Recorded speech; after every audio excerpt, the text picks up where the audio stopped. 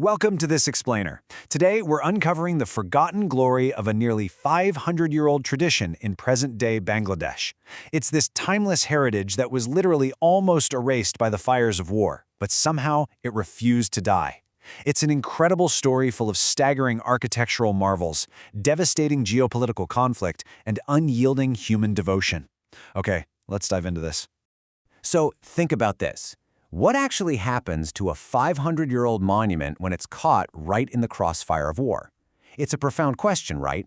We usually think of history as something safely preserved in stone or locked away in museums. But what happens when a living, breathing cultural monument is thrown right into the middle of a violent military conflict? Well, that's exactly the dramatic narrative of the Dhamrai Rath Yatra. We're going to take a journey through centuries of survival, a sudden and tragic destruction, and ultimately an inspiring story of resilience. Part 1. A 500-year-old tradition.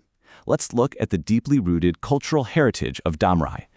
Our story anchors itself in Dhamrai, which is a town located just about 40 kilometers from modern Dhaka.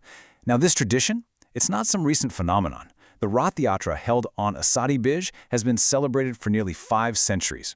We actually have written historical records going all the way back to 1672, which tells us just how deeply embedded this festival was in the local identity. But it wasn't until the early 19th century that local zamindars, essentially the landlords, decided to elevate the festival by constructing a giant chariot. That move transformed a regional gathering into an international pilgrimage. And this brilliantly illustrates the sheer scale of the devotion and the staggering geographical draw of the festival. We're talking about month-long celebrations. The entire town would just come alive with religious events, prayers, and cultural programs.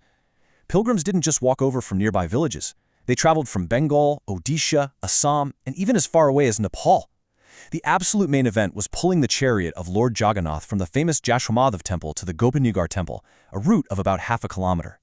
Pulling this chariot was considered a matter of incredible faith and just immense good fortune for the thousands who gathered. Which brings us to part 2, the giant wooden chariot, an absolute architectural marvel. Just to picture the grandeur of the structure, when you compare it to other famous chariots, the scale is absolutely staggering. The original Dhamrai chariot stood a towering 60 feet tall. To put that into perspective, it dwarfed even the world-famous Jagannath Rath in Puri, Odisha, which stands at around 44 feet high. So, the sight of this massive 60-foot structure rolling through the streets of Dhamrai, it was considered one of the biggest religious events in the entire region. The engineering behind it is just as fascinating as its height. Under the patronage of those 19th century zamindars, highly skilled local carpenters and craftsmen spent nearly a whole year constructing it. It sat on a massive 45 by 45 foot base, it rolled on 32 large wooden wheels, and, guiding the front of this colossal structure, were 2 beautifully carved wooden horses. It was truly a masterpiece of devotion and craftsmanship. Now, what's really interesting here is the sheer physics required to move this masterpiece. The thick ropes tied to the chariot weighed nearly 1,000 kilograms alone, just the ropes. It took thousands of devotees pulling together with immense physical effort just to inch this colossal structure down that half-kilometer route. It was a massive collective act of faith. Moving on to Part 3, Partition and New Patronage. Here is how the festival survived changing borders. The political map of the region was completely redrawn with the partition of India in 1947, which is when Dhamrai became part of East Pakistan. But the real threat to the festival's immediate survival actually came a bit later, in 1950, when the zamindari system was abolished. Remember, the zamindars were the ones who originally funded and maintained that giant chariot. With their system suddenly gone, the future of the Rath Yatra was thrown into deep uncertainty. Honestly, the tradition could have easily ended right then and there. But at this critical moment, a crucial figure stepped forward, Rai Bahadur Ranada Prasad Saha.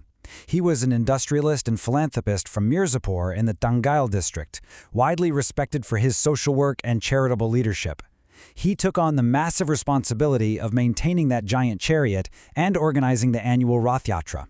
Under his dedicated patronage, the tradition was saved and it continued to thrive despite the shifting political landscape all around it.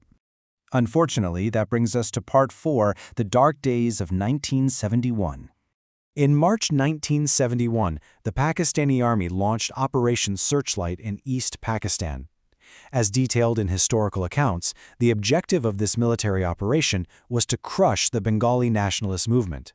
During this period of intense violence, Bengali civilians and particularly Bengali Hindus were heavily targeted.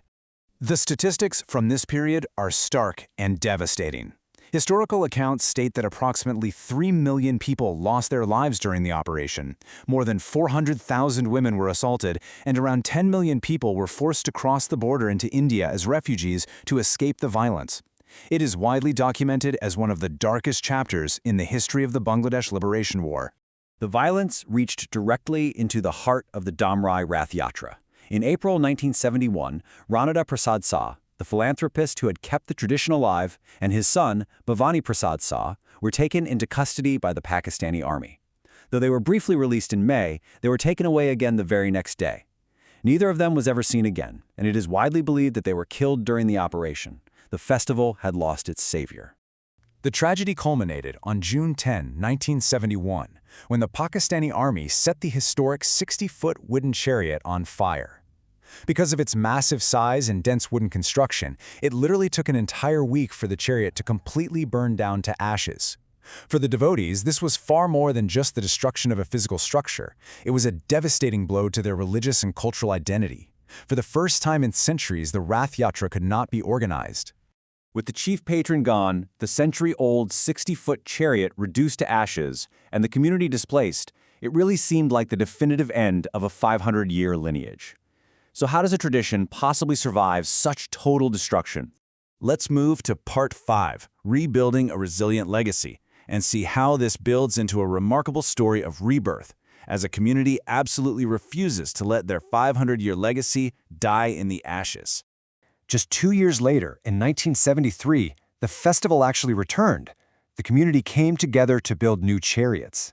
Now, it's important to note that the physical grandeur and the month-long international scale of the pilgrimage had faded. The new chariots were smaller, the programs were shorter, and the vast crowds of pilgrims from across borders stopped coming. But the core spirit of the festival had survived the ultimate test. And the determination to honor the past didn't stop there. Decades later, cross-border support breathed new life into the heritage. In 2009, the government of India signed a Memorandum of Understanding with the local temple committee. By 2010, they completed a brand new wooden chariot. While it's not quite 60 feet, it is a very impressive 40 feet tall, complete with 3 levels and 16 wheels. This is the chariot used today, standing as a physical testament to preservation. Which brings us to the core of what we've covered today. As the source material states, the story of Dhamrai is a reminder of how traditions can survive even after facing war, violence, and loss. So the crucial point is that while the 60-foot giant of the 19th century is gone, the true monument was never just the wood or the wheels. It was the enduring faith of the devotees and the sheer determination of the local community. It leaves us with a powerful thought to carry forward. The Dhamrai Rath Yatra is just one story of cultural survival. As borders shift and conflicts fade, what other testaments of human resilience are quietly surviving in the ashes of history, just waiting for their next chapter? Thank you for joining me in this explainer. Until next time, keep learning and keep exploring.